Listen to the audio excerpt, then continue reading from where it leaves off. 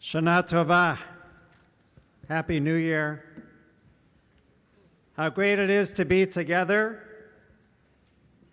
as our Cleveland Guardians make their postseason run. Major League Baseball announced a decision for next season.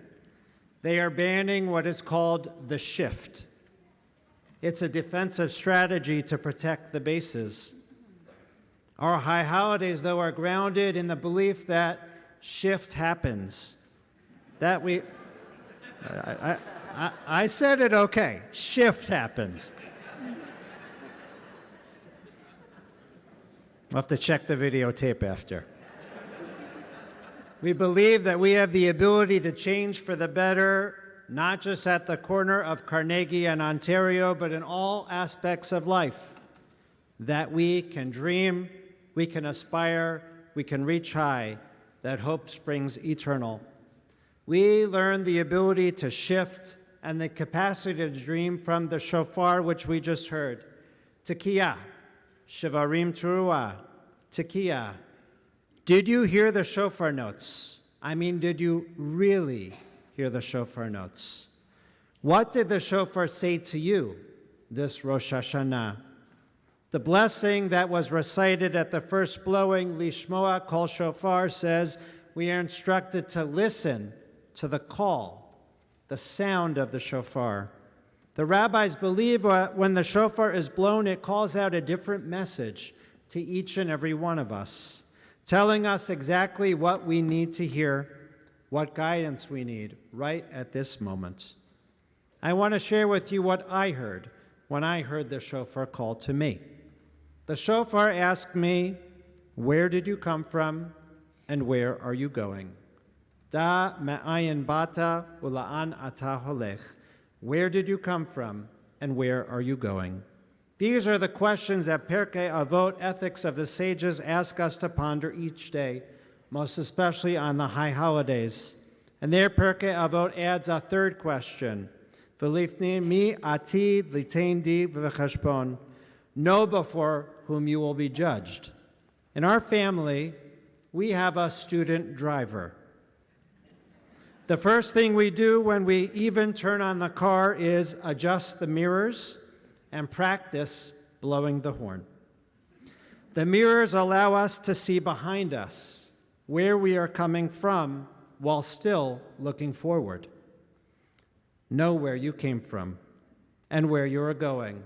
And like the shofar, the car horn is the way we alert others.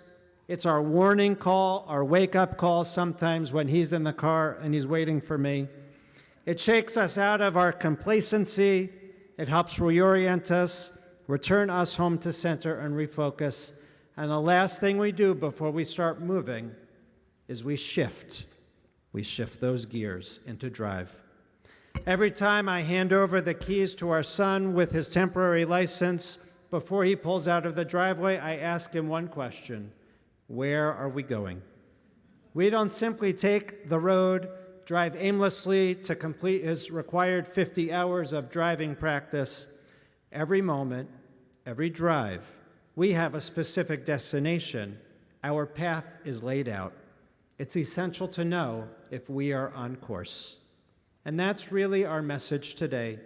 On Rosh Hashanah, our Jewish New Year, it's as if we've been handed the keys for the coming year. Maybe we still have our temporary license and we're asked, where are we coming from and where are we going? Hayom, today, Rosh Hashanah marks the anniversary of the creation of the first human beings, the sixth day of creation. It's the same day that God asked the first question ever in our Torah, Ayeka, where are you?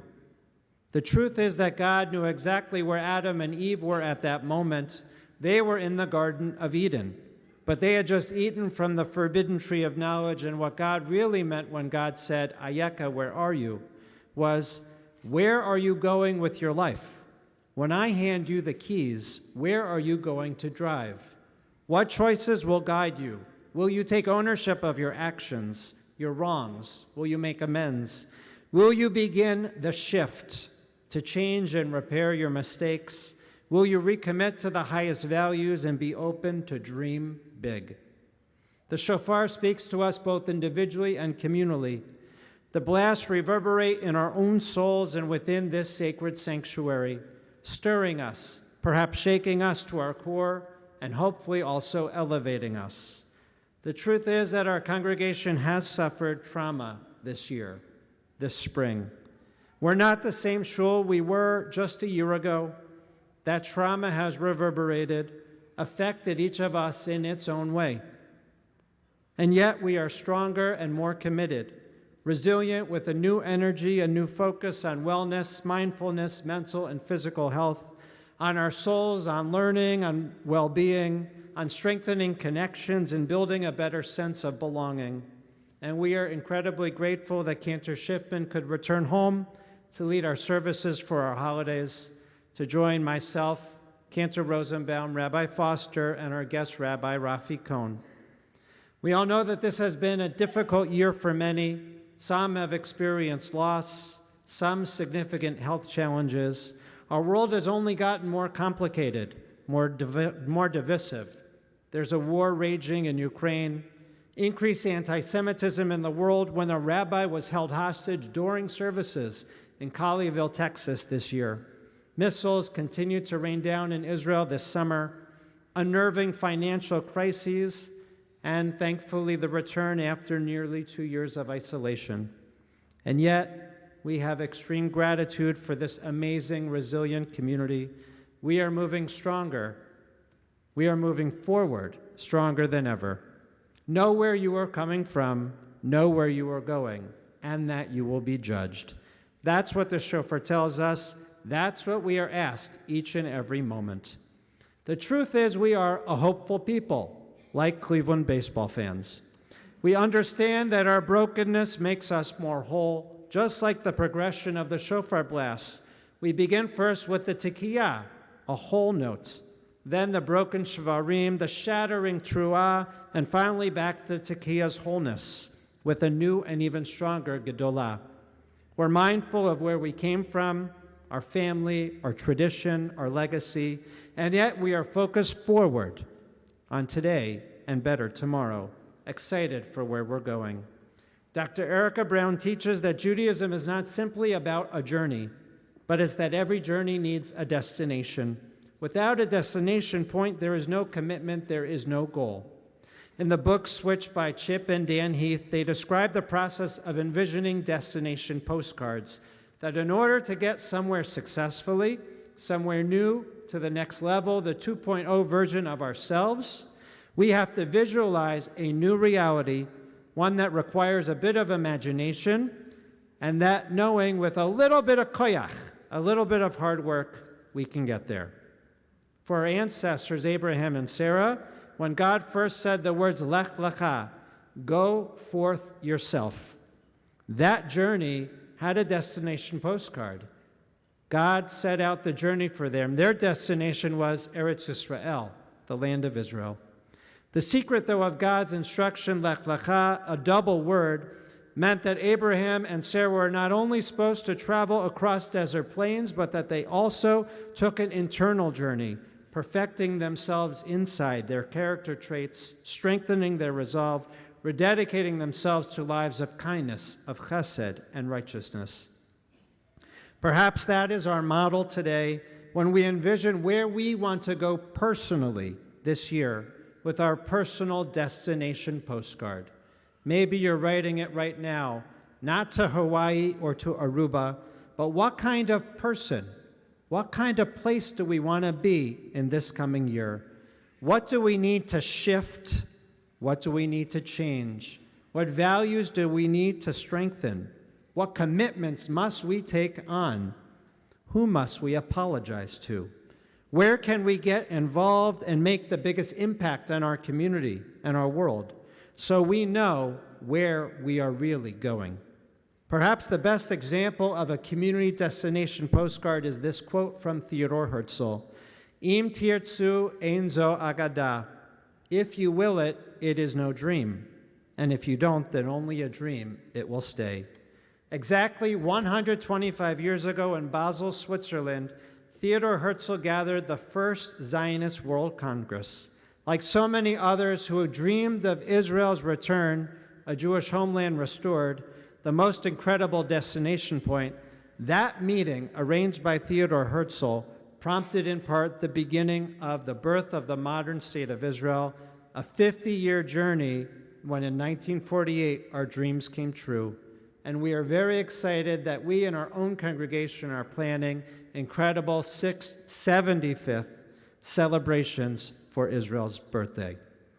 Rabbi Lord Jonathan Sachs of blessed memory wrote these words: "Even after all the catastrophes that occurred to Jews, most especially the Shoah, Jews never despair. We believe that the universe is not blind to our dreams, not deaf to our prayers, and that we are not alone. We do believe that we are here because our existence has a reason and we each have a purpose. Those who hope will strive." Today, on Rosh Hashanah, we know that we can shift, we can change. That shift happens, that we can start again, and then when we set our sights on a new destination postcard for ourselves and our community, that version 2.0, Im Tirtzu Ein Zo Agada, with koyach, with a little hard work, we'll get there.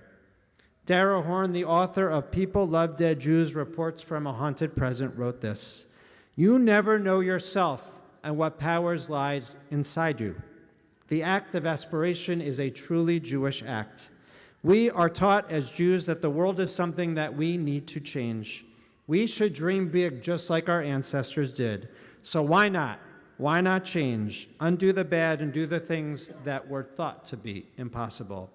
So I ask you on this new year, why not? Shift happens. Let's grab those car keys, let's adjust our mirrors so we can see behind us while we are looking forward. Let's set our sights, let's pick that destination point 2.0 so that we can have a happy and healthy new year. L'shana tova tikatevu. May we all be inscribed for a year of health, a year of hope, a year of happiness, a year of shifting, inspiration, and peace.